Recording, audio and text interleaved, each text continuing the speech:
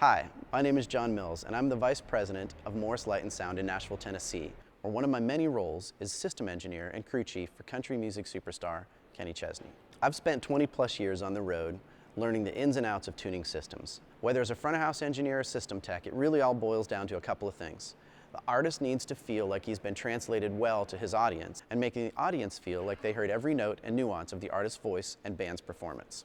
PreSonus has teamed up with the guys at Rational Acoustics to yet once again upgrade the mixer you already paid for, with a free tool that you didn't know you needed until you tried it and figured out, how the heck did I ever live without this? These guys have taken countless hours of me banging my head against a computer screen and given us wizards to guide you through the process and takes you to the point of deleting the room from the equation.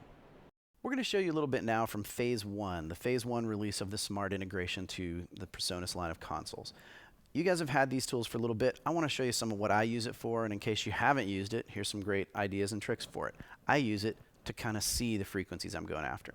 So I'm going to reach over here to capture. This is our friend Chris LeBlanc with a track called Starshine. And I've got it playing back through my Studio One, and I'm going to just show you, there's, I've got a little bit of everything going on in here, but I'm going to show you the overhead mic. We're going to flip to Universal Control, and I've already selected my main mix, my graphic EQ, and I'm going to flip it right here to RTA. This is going to show me, you guys have seen RTAs before, I'm sure. It shows us our sound. So this is our overhead microphone. The thing about an overhead microphone, the thing about the overhead microphone is basically it's the drum overhead microphone. We don't need to hear kick or bass or all that rumbly stuff through it. So on the PreSonus we have a thing called the high pass filter. I'm going to use that. I've selected that channel, the overheads, and watch what happens in this range right here as I turn that up, and listen to what happens at the same time. So I'm going to turn that high pass filter up. See how it's cleaning out that low end there, and now it sounds more like cymbals. So we don't have all of this mud down in here from the kick drum and bass guitar leaking through the mix. So all of a sudden we have an overhead mic that sounds like an overhead mic. And as we kind of keep going with the same thought process, I'm going to show you on electric guitar. I like a big, beefy electric guitar, but if I've also got a bass player in the room, I don't need all the real deep notes on the electric. So same thing with a little high-pass filter. We can kind of... We turn it up. All of a sudden, that guitar got much clearer sounding versus that. You can also see it happening down here in the RTA. So...